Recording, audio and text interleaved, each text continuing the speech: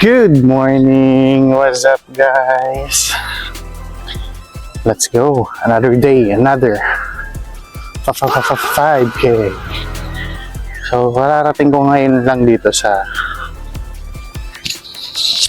spot natin.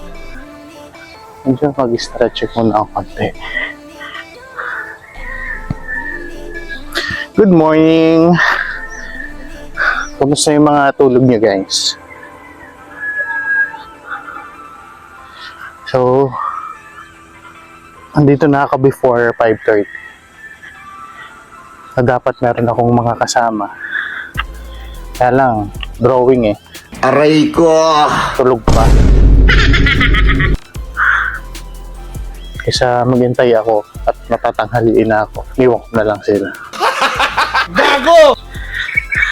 Bawi na next time, guys. So, ayun. Another 5 kilometer tayo or baka another 7. Pwede na! Good morning, good morning. Wow. Guys, pasensya na kayo. Siyempre, ito yung content ko eh. Di ba?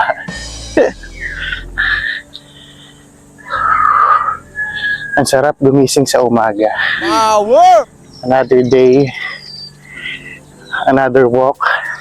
Thank you, Lord, for this another day na makakalakad ako ng 5 kilometer or more. Thank you for this day. Ang sexy ng ano ko aking costume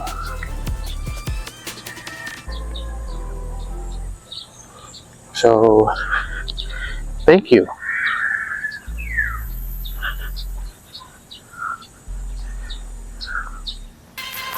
So, ayun guys.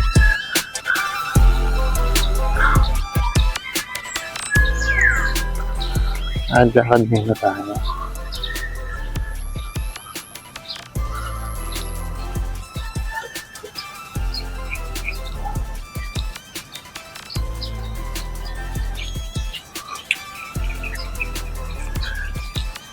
Malapit na tayo mag 1K.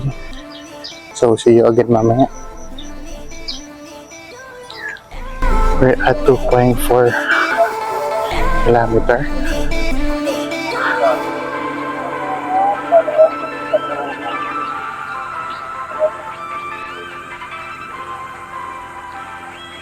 Okay na lang to, guys.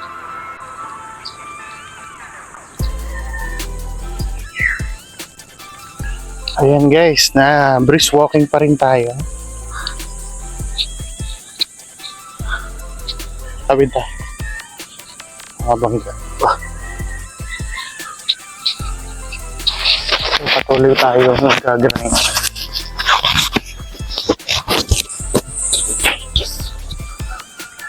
For today's video, 3.2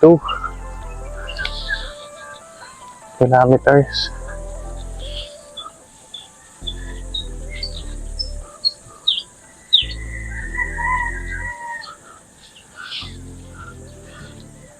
Sinusubukan ko ang mga i-straight na yung body ko. Kasi nakita ko doon sa last video. Medyo naka-bend. Sakit sa likod.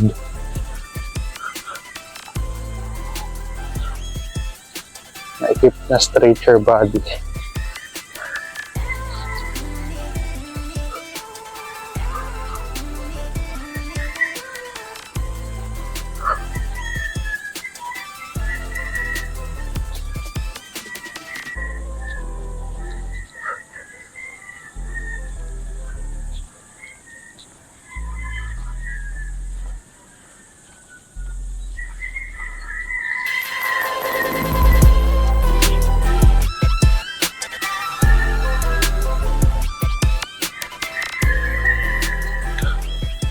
Hindi guys, naya pa rin akong pag may makakasalubong eh, nakagarne. Nakakahiya kaya. Kaya ito pag nasasanay rin tayo dyan. Okay? dogs out? Who let the dogs out? So guys, we're done sa ating 5 kilometer. Diba? Andahan lang muna. Muna tayo sa ilalim ng puno ng mangga. Bend ko lang yung mga tuhod-tuhod ko.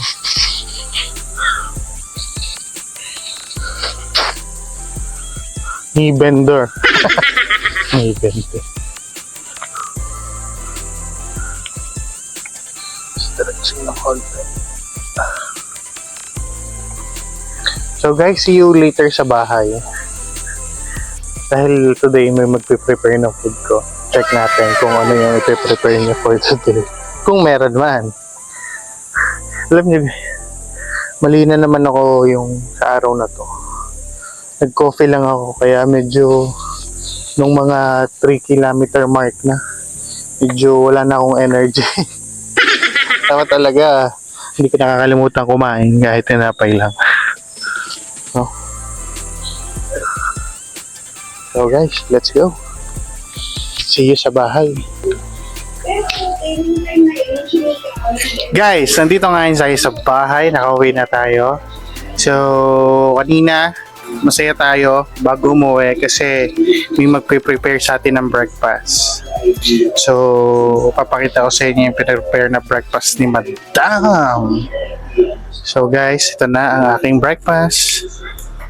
Aray ko. Tadaan! Muntik nang masunog ang aking saging. Muntik na, butit nakasurvive pa. So kahit ganyan no, nasunog yung ating dinatnam na breakfast, masaya pa rin tayo kasi may nag-prepare sa atin. Thank you Madam. Thank you Lord for this breakfast for today. So Madam, anong masasabi mo? Bakit sunog? Kasi, bago naalala ko, pwede nung wala akong maligo. Surprise relax ako. So ayun, at dahil inuna niya ang sarili niya kaysa sa niluluto niya, boom, sunog ang ating almusal. Pero it's okay. I'm grateful pa rin at meron tayong almusal na ganito.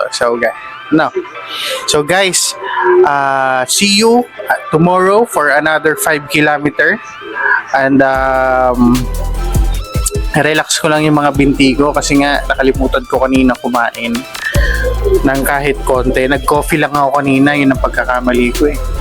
Dapat talaga nagte-take tayo ng konti, kahit konting food lang na makakapag-give sa atin ng energy. Nung mga bandang 3 to 4 kilometer na yung nilalakad ko, medyo nararamdaman ko na agad yung ang bilis ko napapagod eh. Di ba? Oo, napagod ako.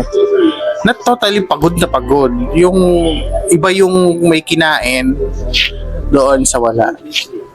So guys, bago kayo mag-walking or kahit ano man, kumain kayo ng konti. Okay? See you guys tomorrow. See you tomorrow. Another day, another 5K sa ating journey. Ang aking breakfast. Peace.